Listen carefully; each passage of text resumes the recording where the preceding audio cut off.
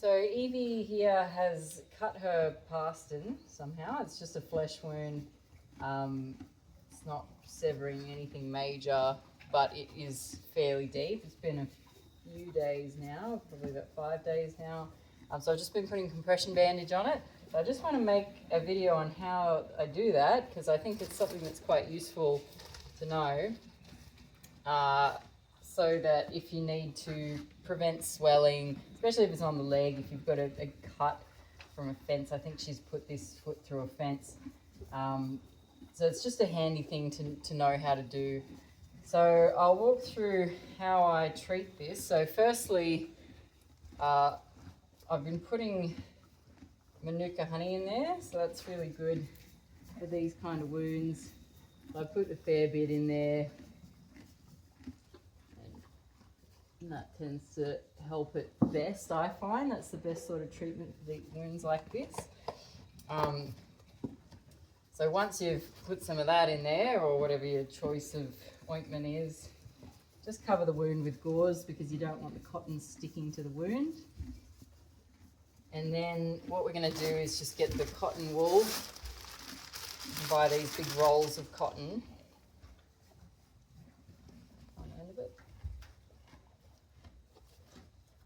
I'm going to go around a few times.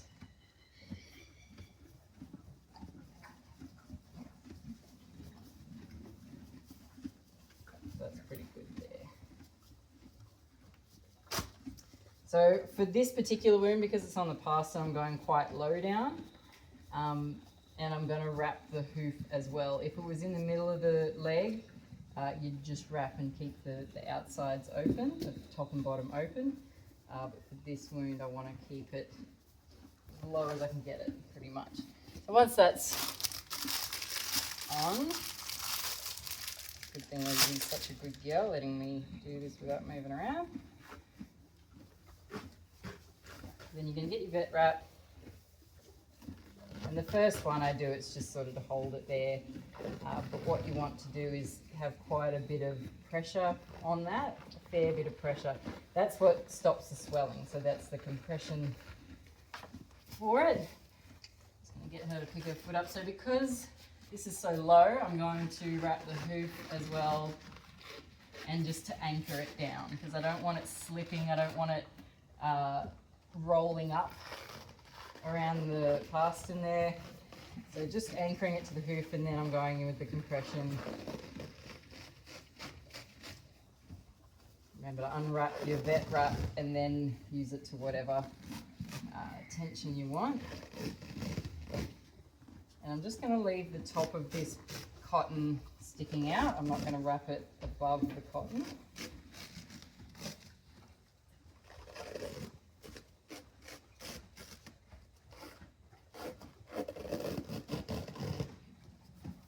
Going to use all this up because why not? There we go. Okay, so that's the bandage itself. So if you had a wound higher on the leg, you'd have the top and the bottom open like this. Because we've anchored it here and it's under the foot, it means that if she was to walk around like this is going to wear out really quickly. So what I do here is make a little boot.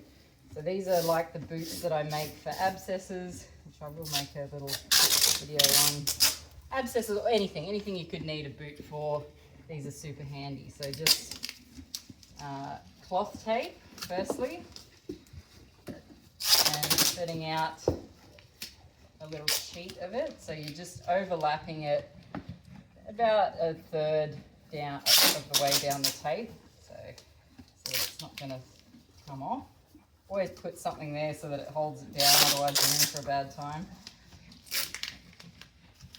So this is just to stop it from wearing the bandage through, so it's going to make it last a bit longer. Hang on, Danny. Yeah. So once you've done a layer of them going one way, you do another layer of them going the other way. And the same thing about a third of the way down. And because I'm changing this bandage every day, I'm not going to go overboard with the thickness of this. So I find that 2 layers and then just across is enough. if you were making a boot that you wanted to last a little bit longer than that, there's nothing in that bucket. It's empty. It's gross bandages everywhere, okay? If you wanted it to last longer, then you could make it thicker, so you could keep going in a diagonal, and then you could go in the other diagonal if you really wanted to. But for this, I'm just going to do that. So 2 layers and then a cross. And then what we'll do, come here, sweetie. There we go. Is I'm going to slap that on the bottom. Put her foot back down. If she was the type to move around, I'd probably cut it first, but because she's not, I don't really have to worry about that. So I'm just going to cut it to size, and I don't want this to be too big. It's just for the sole so that she doesn't wear out the bandage. So just making it cover her sole. And then you can stick the edges up, and then get some duct tape. And I'm just going to wrap. So you're just making sure you're not going over the coronary band with this, because you don't want to cut off any circulation. This is purely for the hoot. You just do a lap, and then up. It's torn off.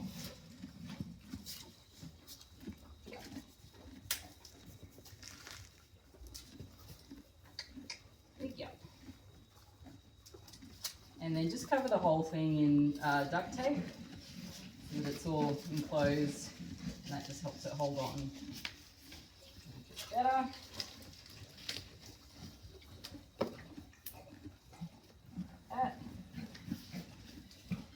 And that's it. So it's just a compression bandage with a little boot on the bottom, and that's been lasting the whole day, and then at night time I'll cut it off and do it again. And that wound stayed really nice and clean. There hasn't been much swelling at all.